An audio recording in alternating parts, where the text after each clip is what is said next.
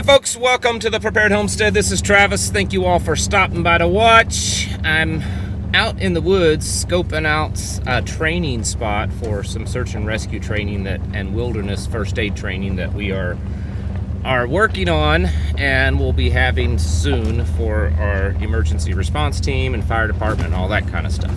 So I think I found a couple of good spots. While I was doing that, I just made a video that's going to go up on Locals and Patreon. If you're not over there, you should probably sign up. That's where I'll be when the YouTube overlords kick me off of here. I'll be there full time.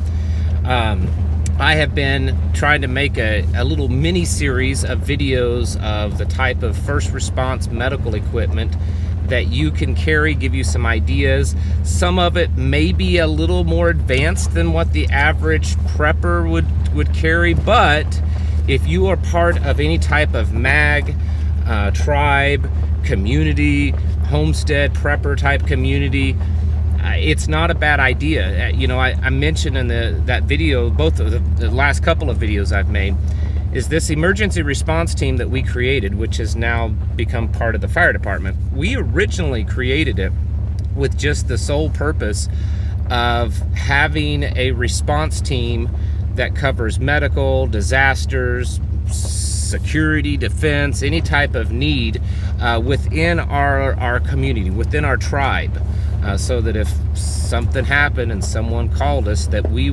had the equipment and the training and the ability to go respond. And of course now we've just expanded that to where we're doing this on a regular basis for everyone in the area. But if you have or are putting together or hopes to have some type of tribe or something, having some knowledge of like basic gear, we're not talking like IFACs and stuff, that's great, but if you're planning on responding to more serious things, you need some more serious equipment. And so I've gone over the last few videos of some ideas of what you can acquire and carry with you. So there's that. I did see this morning, I mean there's things in the news, but this isn't just to talk about the news today, that there's a Navy admiral, I think he does intelligence or whatever, I know, military intelligence. Pfft, what an oxymoron that is. But anyways, he stated that from the intelligence that they can gather on China, that China is building its nuclear arsenal and its just overall military arsenal at a rate the world hasn't seen since World War II. Like, they are developing things so rapidly, and I know everyone wants to laugh and say, oh, their planes and their ships aren't as good as ours. I've never said that they are, but they can outbuild us like you couldn't believe. They're building aircraft carriers, basically 3 to 1 of ours. They can build 3 of them in the time it takes us to build 1. Planes, everything. They are building more and more nuclear weapons, all kinds of stuff. And military intelligence, U.S. military intelligence, is saying that all signs point to that they are preparing for a major war, and that they believe that they will be capable of that by at least 2027. Now, you might say, well, that gives us a few years. That's true. But remember this, that's military intelligence, and our military intelligence isn't always correct. So we don't really fully know what all is going on, and it could be sooner than that. They could be ready right now, so just put that in put that feather in your hat. And anyways, what I kind of wanted to say, it's just a I guess a rant video. Every once in a while I have a song that kind of pops into my head, an old song that some of you country bumpkin folks probably know very well. It's the old Hank Williams Jr. song, "A Country Boy Can Survive." And I think of that kind of in a chuckling way, that, well, a country boy can survive. And the problem is, and I mean, most of you that know that song probably used to play it riding around as a teenager in your old pickup truck. That's what I did. Old jacked up Ford truck I had when I was 16, 17. The problem is that a lot of people, even on this channel, fully believe that that's enough. And I'm gonna probably ruffle some feathers, and well, I've gotten to be pretty good at that here lately, so I might as well keep it up. Yes, country folks have in my opinion, probably a better chance of survival because they're closer to the land. They're closer to understanding and knowing old ways. They're many of them even younger country bumpkin folks. You know, they hunt, they fish, they grow food, still do some things of the old ways. And so, yeah, I think because of that, they're going to have a better chance of survival than someone that's, you know, lives in an apartment in the downtown area and they work in a cubicle and, you know, once every few months their feet touch grass in the local park or something. That's about it.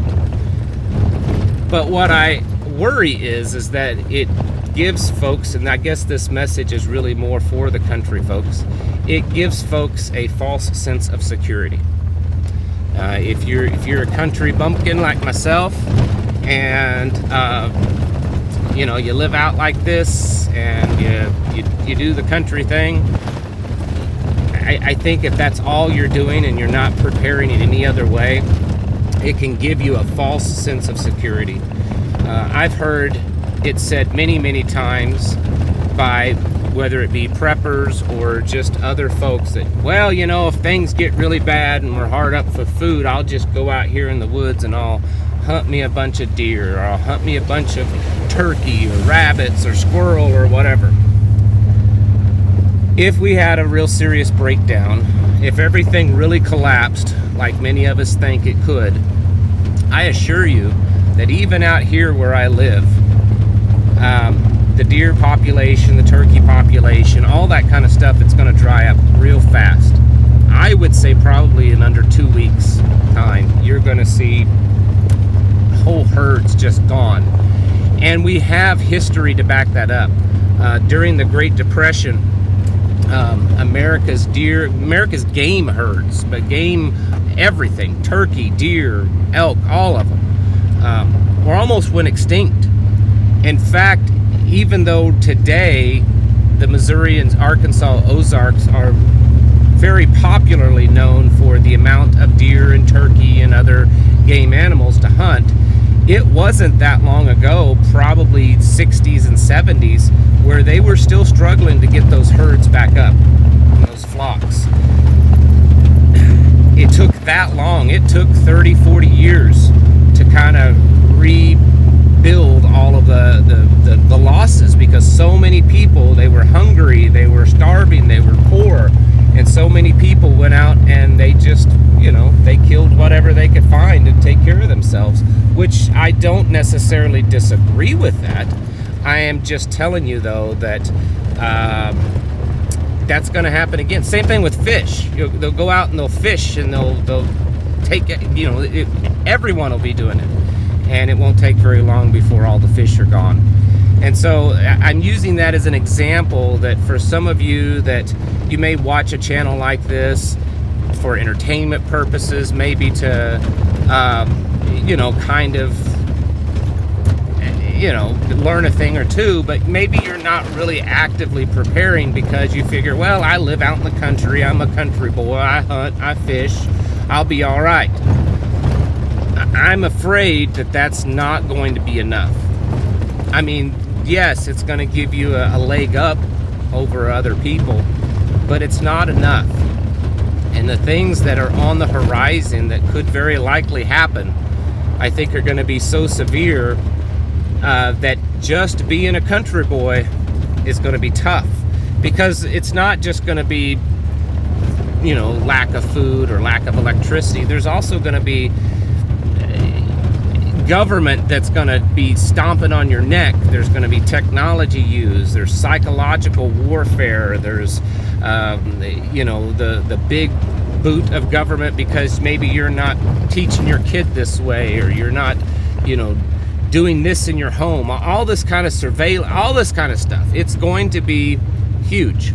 And if you don't have the ability to kind of survive on your own or with a tribe, and really kind of cut yourself off from the rest of the world, and many other things too, it's going to be hard on you.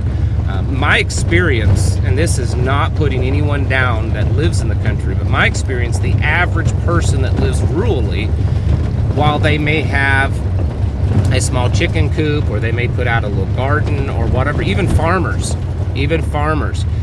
they've really gotten into this kind of, I don't know, monoculture kind of mentality that, well, we're a beef farmer. Well, what else do you have? No, we don't do anything. We just do beef. You know, we don't have chickens, we don't have gardens, we just do beef. Everything else that, you know, even maybe sometimes the beef, they buy it all from the grocery store. They're still dependent upon the system. And this is very true with many people that live out in the country. They're still very dependent upon the system. So I am not criticizing you folks that are rural livers. Rural livers, that doesn't make any sense at all. Rural living folks, okay? I'm just telling you, don't get this false sense of security that just because you live out in the middle of nowhere, you're safe, you're good.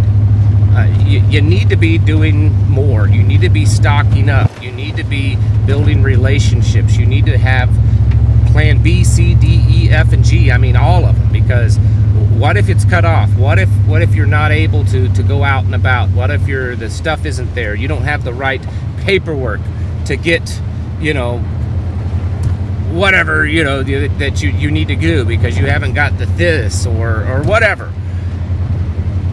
You need to be thinking about this, and don't just sit back and relax and say, well, I live outside the city, I live in the country, we have a couple of chickens, or, you know, a couple of goats or whatever, I'm good.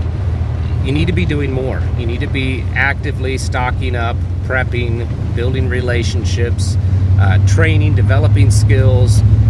All this stuff needs to be done. It's a lot. It's a very holistic approach to preparedness, folks, which is different than what the mainstream tells you. They tell you to just buy some buckets of food, stick in your closet, and you're good to go. No, it's way more than that, folks. And that's really what we need to be doing. It's time to get our houses in order, folks. Just because you live in the country doesn't mean you're safe. You need to get things ready mentally, physically, and spiritually, because there's a coming storm at us, and it's moving pretty fast. Thank you all for watching, and I'll catch you in the next video.